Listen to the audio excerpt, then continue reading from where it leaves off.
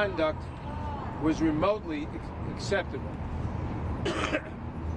Second, given these questions, it is imperative that the Attorney General release the full report and the underlying evidence. The entire unfiltered report, as well as the evidence underlying that report, must be made available to Congress and to the American people. As much information as can be made public should be made public without delay. I intend to fight for that transparency. We will ask the Attorney General to testify before the House Judiciary Committee. We will demand the release of the full report. The American people are entitled to a full accounting of the President's misconduct referenced by the Special Counsel. Third, the Attorney General's comments make it clear that Congress must step in to get the truth and provide full transparency to the American people. The President has not been exonerated by the Special Counsel, yet the Attorney General has decided not to go further or apparently to share those findings with the public. We cannot simply rely on what may be a hasty, partisan interpretation of the facts. Earlier this month, the House passed a resolution calling for full and complete release of the Special Counsel's report by a vote of 420 to nothing.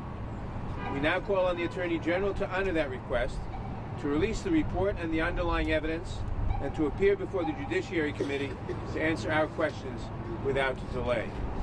That's the statement. Thank you. We'll take a few questions. Take a few questions. Nadler, NBC. The President's legal team is saying... Can't hear you. Sorry. The President's legal team is saying this is exoneration.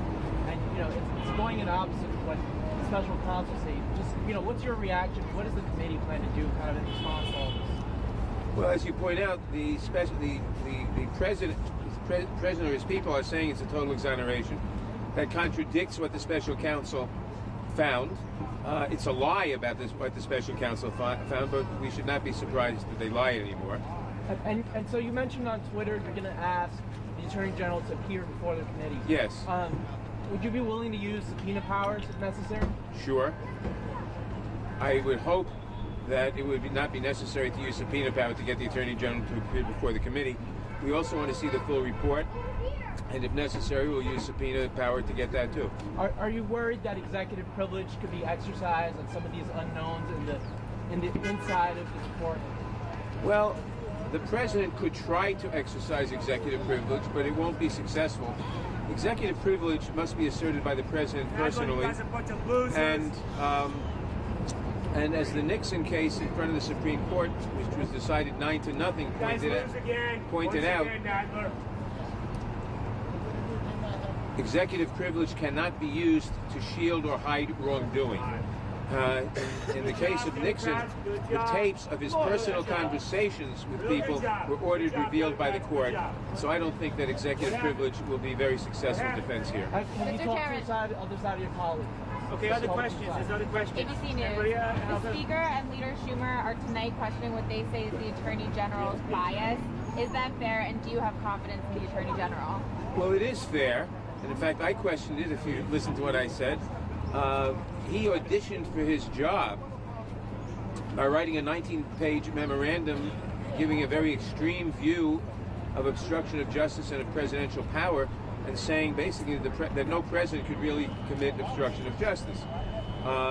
Given the fact that the Special Counsel found ample evidence of obstruction so as not to be able to say that they're not guilty of obstruction, so he said that we're not exonerating the president.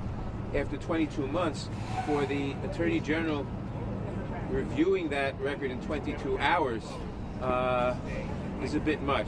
I would, in fact, wonder if the Attorney General pressured the Special Counsel into not making that finding so that he could make the finding. I'm not aware of any other case where an Attorney General made the decision on a prosecution or non-prosecution for obstruction of justice.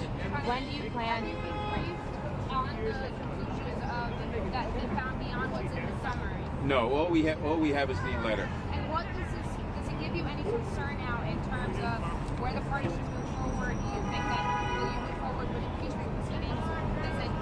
We're going to move forward.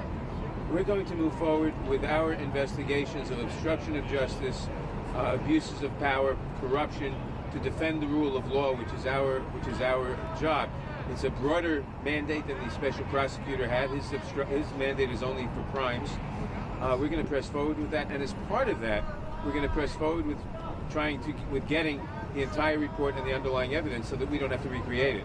One last question. Mr. Chairman, when do you plan to bring Barr in? One last question. Anybody else? Question over there. Last question. The court found that he's not fully exonerated. What does that mean? What's the next step? It meant that the special prosecutor said that there was a lot of evidence which would lead one to think he should be indicted, and evidence to the contrary, and that he didn't make that decision. Now, it's, as far as I know, unprecedented for a special prosecutor not to make that decision one way or the other, and certainly unprecedented for an attorney general to arrogate to himself that decision, and certainly unprecedented for an attorney general who campaigned for the role by saying presidents can hardly ever commit obstruction of justice. All right. Thank you very much, everybody. Go. Okay. I work for the office. Okay. Rob Gotthein. Gotthein. I don't have. It's just right. It's just not. We don't have to. AP, you got everybody to tell. I don't have a. Yep. AOC. I'll give you my card.